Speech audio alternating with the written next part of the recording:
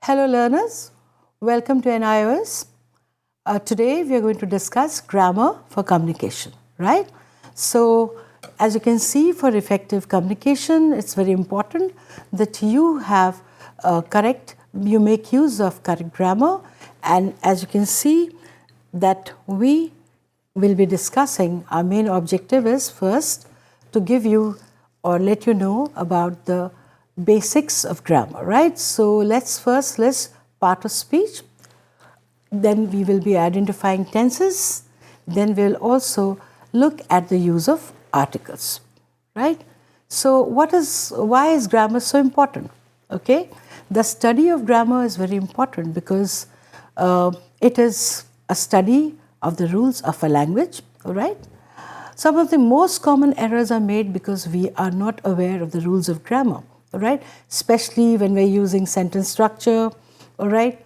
Most of the time we make errors in subject-verb agreement, all right? Then sometimes we're using tenses wrongly, right? So our basic mechanics and other parts of speech, as you can see, are very, very important and very crucial for our learning of grammar and of our making use of these rules for a very smooth and effective communication, right? So first let's look at the parts of speech, right?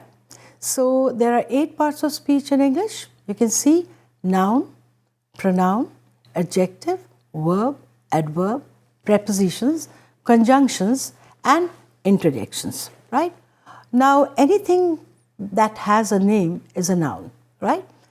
And we use noun to identify a person, a place, thing, event, substance or quality. Now suppose I say I'm married to Amit, right? So we look at it, what is the noun over here, right? The noun here is Amit, and it is it's a proper noun. Then we look at the other sentence, Lucknow is a beautiful city. Again, if you notice that Lucknow is highlighted, Lucknow again is the name of a place, of a city, and that again is a proper noun. Looking at ships makes me nauseous, right? Now when you look at that, look at ships. Now ships is something which is again the name of a thing, right? So ships again here is a noun, but it is not proper, right? Again, let's look at gold. Gold is a precious metal, and here you will notice that we are looking at the name of a substance, or we are naming a particular substance. That's gold, that's a metal, right? And then your competence has not gone unnoticed. Now when you look at competence, right, competence is the name of an ability or a quality that you have. So again, all these are nouns. So anything that has a name, anything that will help you to identify would a particular place or a person or an event or a substance or a quality, that becomes a noun. Now there are proper nouns, common nouns, abstract nouns, and collective nouns. Now let's look at a proper noun, all right? A proper noun, as pointed out to you in the earlier sentence, Amit was a proper noun, Lucknow was a proper noun, common noun, ship was again a common noun, metal was a common noun. An abstract noun is something which is basically a quality, or perhaps, something which is intangible, which is non-tangible. You cannot touch it, but you can, for example, we say democracy, all right, or politics for that matter. That is an abstract noun. Happiness, right? That again is an abstract noun. A collective noun which comes in, like for example, you say a shoal of fish, shoal becomes a collective noun. A bunch of grape, bunch becomes again a collective noun, and so on and so forth, right? Let's look at pronouns, right? Now pronouns, most of the time one is not using a proper noun or a proper noun all the time. I do not say that Nagma is going to give you a lecture, or Nagma is going to say, I will say I, right? So any word, another word that we use in place of a noun, that's called a pronoun. Okay, a pronoun is that which comes in place of a particular noun, right? So let's look at the pronouns given below. Personal pronouns, right? Personal pronouns like I, he, she, right? They, you, we, all these are personal pronouns. Demonstrative pronouns, this, that, there, right? Indefinite pronouns, when you are not very sure of that, right? You say something, somewhere, anytime. Interrogative as, the person who did that, right? So you have over here. Now let's look at verbs, right? Verbs help you to talk about the action or the state of a noun or subject, like action verbs, non-continuous verbs, auxiliary or helping verbs, or modals, right? Then we go on to adjectives. That's another part of speech for you. An adjective is basically adds color, size, quality, texture, and shape to any particular subject. All numbers, all colors, all qualities are basically adjectives. Adjective of a quality is short, tall, ugly, stupid, intelligent, beautiful, all right, pink, blue, etc. All these would be, adjectives. An adjective of quantity, some, little, enough, any. Adjectives of number, third, 5, 9, 4, etc. Demonstrative adjective, this, that, these, those. Interrogative, what, which, whose. Possessive adjectives, my, our, yours, his, her, their. Now, adjectives have degrees like positive, comparative, and superlative. When we say positive degree, we say he is as good as, his friend. Now, as here is a positive. We use as most of the time. Positive when there is an equal quality given. Comparative when you compare, like this particular book is older than the other. Now, you are using the word than over here, and you are also adding an ER to old, right? So if you had to say positively, you will say as old as, but when you're using comparative, you'll use an ER added to it, you'll say older, and you will use a than. And superlative, of course, it is a degree which is the highest. You'll add a definite article to it, you'll say that is the best movie that I've seen so far. So that's he is the most clever, or he is the best student of the class. So when you're using the, you will use the superlative degree, right? Verbs have tenses, right? Regular verbs and irregular verbs. Then you can look at simple present tense. We use simple present tense when we want to show an activity that we do routinely, right? For example, we finish our project on time, right? We have habit. The presentation has vivid colors. Reboot the system first. The meeting begins at 10 a.m., right?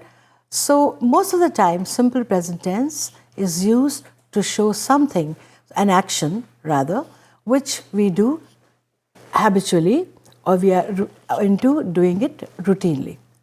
Present continuous tense, when I am, or when someone is doing a particular action, all right, in a continuous manner. And here we use auxiliary verbs or helping verbs like is or are plus verb plus ing. For example, I'm typing right now. Unlike simple present tense, we have to show the time over here. It is slightly more time bound. For example, I'm typing right now. We are developing a software. Victor is going to Birmingham tomorrow. They are always arguing among themselves, right? So let's look at present perfect, okay? Present perfect shows a verb that has been finished or that has been just completed. For that, we use has or have according to the personal pronoun that we're using. For example, he has, I have, all right? We have, but she has, right? Plus verb in the third form. For example, we have just finished the call. Alex has already worked on this slide. Barclays has had this contract for 5 years. The team has argued endlessly on this today, right? So let's go on to simple past now. Simple past will show a particular action finished in the past. We finished the maintenance of the systems last week. We did a lot of analysis as junior engineers. We used to do a lot of analysis when we were junior engineers. So you see this particular tense indicates work that used to be done in the past. Again, let's look at past continuous, an action that was taking place in the past. Now, again, it is dependent on the personal pronoun that we are going to use it with, right? For example, he was, we were, plus verb plus ing, right? The team was trying to understand the integration of the two programs yesterday. While most of the employees were taking part in a fire drill, I was busy supervising it. So it shows you an action that was happening in the past in the continuous, right? Now, past perfect, work that had been finished in the past, had plus verb in the third form. For example, the retail outlet had shut by the time we reached the mall. The entire office had shut by 6 p.m. Simple future, that which might happen or may happen in the future. It could be immediate too. For example, again here you notice that we use the auxiliary or we use the helping verbs, all right, according to the personal pronoun or the person we are using it. For example, I am, she is, we are, all right, going to or about to plus verb in the first form. For example, we'll get the sign off from the customer, or we are going to get the sign off from the customer, right? Now, future continuous, something that we might or we may be doing in future or in the immediate future. For example, again, you will notice that as is in the case of the here, we will use the same. For example, I will, you will. This also comes under the category of the modals, right? So you will find that it doesn't change with any pronoun that may undergo a change. For example, I will, you will, they will, we may, they may, she might, etc. Right? So may, will, may, might plus be plus verb plus ing. So the team may be showing the presentation to the client when you come over. So something that's going to happen in the future, right? Or in continuous. We will be reviewing the project plan at 1 p.m. Then we come to the articles, and this is really very problematic, especially for Indian users of English. You'll find that most of the time one is very unsure. Now we can see that a and the are the two articles. We also have an article an, which is missing over here, but you can see that we normally use articles, we have to use articles with great care, in the sense that whenever we are introducing a subject for the first time, we will use the indefinite article a, right? And if we are sure of it, then we will use the definite article the, but sometimes, let's look at the rules of use in specific context, right? The sand on this beach is very dirty. General context, you can look at countable and uncountable noun. Now, you can see that countable nouns, you can say a table, a chair, an apple. If you're using a word, if a particular word starts with a vowel sound, we will use an. And for countables, you can say an apple, a table, a chair, a pen, a pencil, an ink pot, right?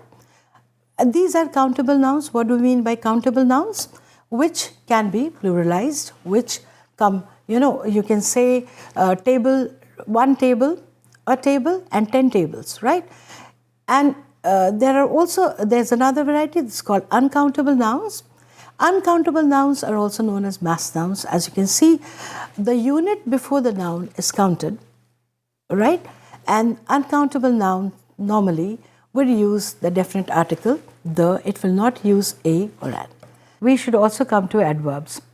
What are adverbs? Adverbs are those words which are used to describe an adjective, verb, and other adverbs.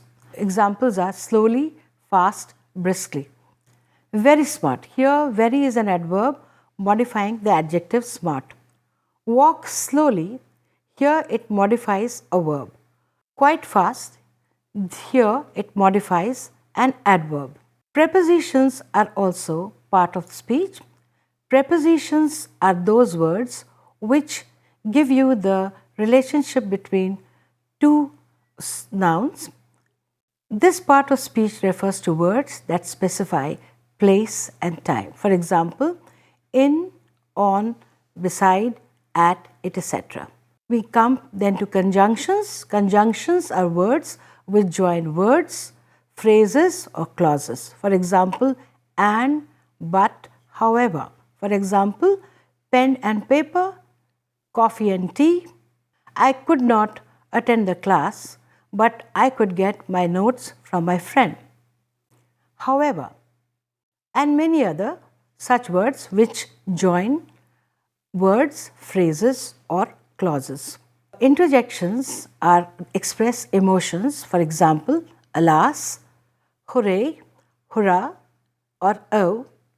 Alas expresses sorrow, remorse. Hurrah expresses joy. Oh can express surprise. For example, you say, alas, I have not succeeded. Hurrah, tomorrow is a holiday. Or, oh, is that the case? Now, these interjections are used mainly to express emotions which are otherwise absent from a printed page. Let's recap. We have looked at the various parts of speech which are the components of English grammar. We have looked at noun, pronoun, adjective, verbs, adverbs, prepositions, all right, conjunctions and interjections. All right, all these are interjections and therefore these are the components of English grammar, and the knowledge of these components is very essential for you to have a smooth, communication in English. Thank you.